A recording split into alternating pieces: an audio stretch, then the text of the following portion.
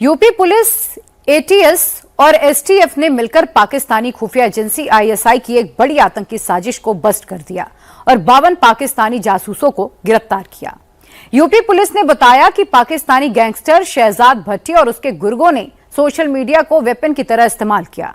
Instagram, Facebook के जरिए UP के कुछ लड़कों से पहले दोस्ती की, फिर पैसे का लालच देकर उन्हें रेडिकलाइज किया। इनसे पुलिस स्टेशन, बीजेपी, आरएसएस दफ्तरों की छोटी छोटी वीडियोस मंगवाई और हिंदू धार्मिक नेताओं, एक्स मुस्लिम और राजनेताओं के हत्या की खतरनाक साजिश रची। शहजाद भट्टी ने ऐसे जासूसों को खोजने के लिए पाकिस्तान के नामी गैंगस्टर्स को लगाया जो सोशल मीडिया पर फेमस थे, लेकिन ये अपने प्लान में कामयाब होते उससे पहले ही यूपी पुलिस ने इस पूरे नेटवर्क को ध्वस्त कर दिया।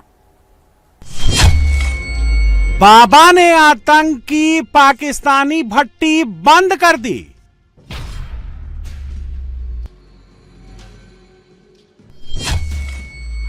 आतंकी भट्टी के 52 चेले बाबा से बचा लो बोले।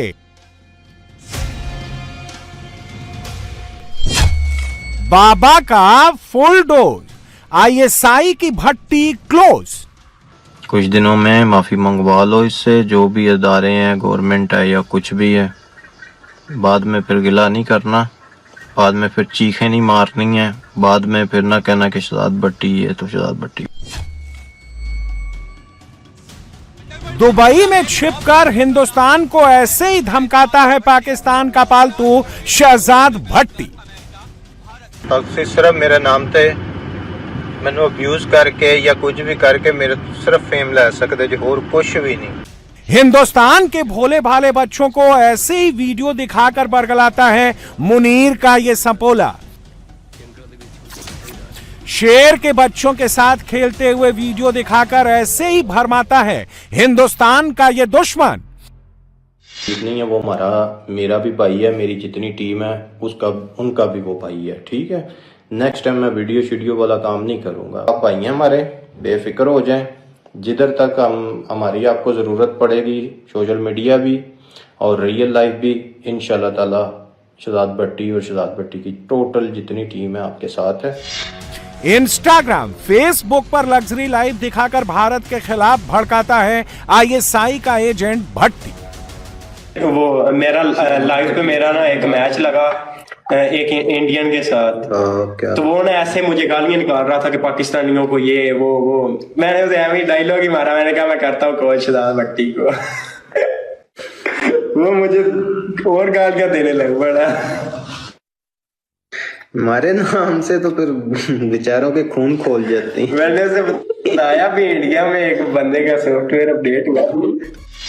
ये है पाकिस्तान का गैंगस्टर शहजाद भट्टी।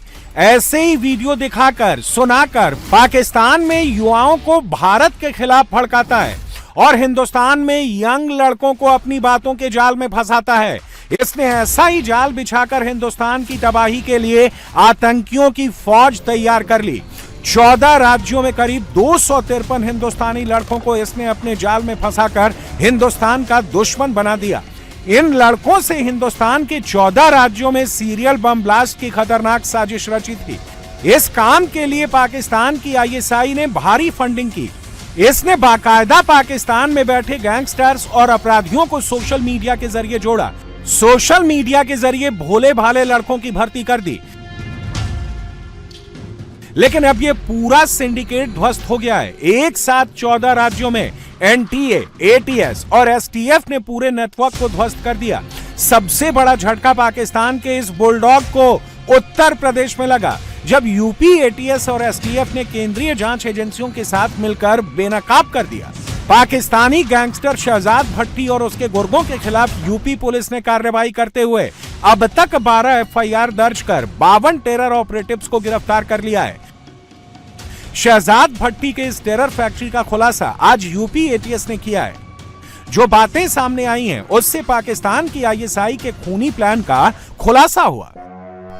पाकिस्तानी गैंगस्टर शहजाद भट्टी पाकिस्तान में बैठे अपने साथियों आबिद जट, हम्मान मेमन उर्फ हम्माद बरकाती, जावेद पाकिस्तानी, रजा भाई, अजमल गुजर, राशिद भट्टी, राणा हुनैन समेत आईएसआई के agent major Iqbal, major Hamid और मेजर अनवर की मदद से इंडियन लड़कों को सोशल मीडिया पर जोड़ते थे। पाकिस्तान की खुफिया एजेंसी आईएसआई के निर्देश पर पाकिस्तानी गैंगस्टर शहजाद भट्टी नेटवर्क द्वारा सोशल मीडिया के माध्यम से भारतीय नवयुवकों को जोड़ा जा रहा है। नेटवर्क के जो सक्रिय सदस्य हैं, जिसमें आबिद जट, हम्माम मेनन, जावेद पाकिस्तानी, रजा भाई पाकिस्तानी, अजमल गुजर, राशिद भट्टी, राणा हुसैन, मेजर इकबाल, मेजर अनवर, ये सब प्रमुख हैं। शहजाद भट्टी द्वारा स्वयं और नेटवर्क के सक्रिय सदस्यों के माध्यम से धन का लालच देकर नवयुवकों को रेडिकलाइज किया जा रहा है तथा उन्हें एक्स मुस्लिम्स, धार्मिक नेताओं, राजनेताओं, पुलिस कर्मियों को धमकी देना, उनकी हत्या करना, पुलिस स्टेशन व अन्य संवेदनशील प्रतिष्ठानों पर बम, ग्रेनेड, पेट्रोल बम आदि से हमला करने हेतु उकसाने का काम किया जा रहा है। खासकर उन लड़कों के ऊपर ये चारा फेंकते थे जिन्हें पैसों की जरूरत होती थी। इन लोगों ने ऐसे हजारों स्लीपर सेल तैयार किए और 22 जुलाई से 15 अगस्त के बीच एक साथ 14 राज्यों में बम ब्लास्ट की साजिश रची। इन युवाओं को भट्टी के गुर्गों ने सोशल मीडिया के जरिए रिक्वेस्ट भेजी।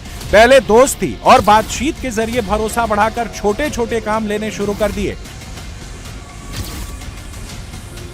शहजाद भट्टी की साजिश का शिकार हुआ ये जासूस अशरफ दानियाल है, जो अब एटीएस के शिकंजे में है। जनवरी 2026 में इंस्टाग्राम पर हामिद मेमन नाम के पाकिस्तानी गैंगस्टर ने दानियाल से दोस्ती की। मेमन पाकिस्तानी गैंगस्टर शहजाद भट्टी का साथी है। कैसे हिंदुस्तान के इस लड़के को अपनी जाल में फंसाया, सुनेंगे तो चौंक जाएंगे। हामिद मेमन ने पहले इंस्टाग्राम पर दानियाल से दोस्ती की, फिर दानियाल को एक दूसरे मैसेजिंग ग्रुप में जोड़ा जहां पर भारत के मुसलमानों के हालत और उसे बदलने की चर्चा होती थी। फिर उसे पैसे के बदले छोटा सा काम दिया गया, भिवंडी के नारपोली पुलिस स्टेशन का वीडियो बनाकर मेमन को भेजना था। इस नेटवर्क में जो लोग सक्रिय युवक हैं, उनको पहले छोटी छोटी गतिविधियां, आतंकी गतिविधियां जैसे रैकी, आगजनी, धमकी देना, जिहादी पोस्टर चिपकाना, पेट्रोल बम फेंकना इत्यादि घटनाएं कराई जाती हैं। जब छोटी घटनाएं करने में कोई व्यक्ति सफल होता है तो उससे बड़ी घटनाएं कराने का प्रयास किया जाता है। यूपी पुलिस तथा इसकी जो विशिष्ट इकाइयां हैं, एसटीएफ और एटीएस, इनके द्वारा स्वयं जो सूचनाएं विकसित की गई हैं, इसके अलावा जो अन्य एजेंसियों से सूचनाएं प्राप्त हुई हैं, उन सभी को कोलेक्ट करके इन ऐसे व्यक्तियों के विरुद्ध प्रभावी कार्रवाई की गई है और अब तक 12 अभियोग पंजीकृत हुए हैं, जिसमें 52 अभियुक्तों के खिलाफ कार्रवाई की जा चुकी है। इनसे पिस्टल, जिंदा कारतूस, चाकू, ज्वलनशील लिक्विड, आपत्तिजनक पोस्टर इत्यादि बरामद हुए हैं। दानियाल के शुरुआती वीडियो भेजने के बाद शहजाद भट्टी गैंग में इसको और भी सक्रिय भूमिका दी गई। इसके बाद उसे दूसरा टास्क दिया गया। 17 सेकंड का वीडियो भेजने के बाद कथित तौर पर उसे पाकिस्तानी गैंगस्टर आबिद जट की तस्वीर भेजी गई। उसे तस्वीर के 50 प्रिंट निकालकर अपने इलाके में चिपकाने और इसका वीडियो बनाकर वापस भेजने को कहा गया। यूपी एटीएस ने दानियाल को गोरखपुर से पकड़ा। ऑनलाइन रेडिकलाइजेशन जो है बहुत ही आसान है, जिसमें रेडिकलाइजेशन करने वाला व्यक्ति कहीं दूर बैठा है और चैट रूम्स में और इसके अलावा अन्य सोशल मीडिया प्लेटफॉर्म्स के माध्यम से लोगों को, अपनी नवयुवकों को खास करके अपनी ओर अट्रैक्ट किया जा सकता है और साथ ही छोटे छोटे अमाउंट्स को खर्च करके उन्हें कुछ कार्यों के लिए उकसाया भी जा सकता है। साथ ही उनसे इस तरह के विध्वंसक गतिविधियां कराई जा सकती हैं जो हमारे लिए काफ़ी डैमेजिंग हो सकती हैं। एक एक कार्य का वीडियो ये जो लोग इन गतिविधियों में शामिल होते हैं वो अपलोड करते हैं आबिद जट के लिए और ये प्रूफ होता है एक्शन का और इसी प्रूफ के अगेंस्ट उन्हें पैसे भेजे जाते हैं। ये सभी गैंग के कार्य करने के तरीके हैं। इन सभी इनके मॉडस ऑपरेंडाई को भी बहुत गहराई से एनालाइज किया जा रहा है ताकि इनके खिलाफ प्रभावी एक्शन लिया जा सके। एटीएस के मुताबिक उसके घर से हथियार बरामद हुआ और यह भी पता चला कि दानियाल को उत्तर प्रदेश के दूसरे शहरों में कई संस्थानों, पुलिस स्टेशनों और पुलिस चौकियों को निशाना बनाने के लिए तैयार किया जा रहा था। दानियाल जैसे करीब 52 हिंदुस्तानी युवकों को इन लोगों ने 10,000 से लेकर 1 लाख रुपए देकर आतंकी बना दिया। इन लोगों ने खासकर उन लोगों को अपनी जाल में फंसाया जो सोशल मीडिया पर इनके वीडियो को देखकर बहक जाते थे। उन लड़कों के बारे में जानकारी हासिल की जो पढ़ाई पूरी नहीं कर पाए, आर्थिक रूप से कमजोर परिवार के लड़कों को सोशल मीडिया पर ढूंढा और वो जो पारिवारिक समस्याओं से जूझ रहे हैं, जो ड्रग्स या शराब की लत से परेशान है, खासकर इन लोगों ने उन प्रोफाइल को टच किया जो डिलीवरी बॉय, दुकान या फैक्ट्री में कम सैलरी वाली नौकरियां करते हैं। टेक्निकल इंटेलिजेंस, इसके अलावा ग्राउंड लेवल पर डेवलप किए गए इंटेलिजेंस, सोशल मीडिया प्लेटफॉर्म पर गतिविधियां,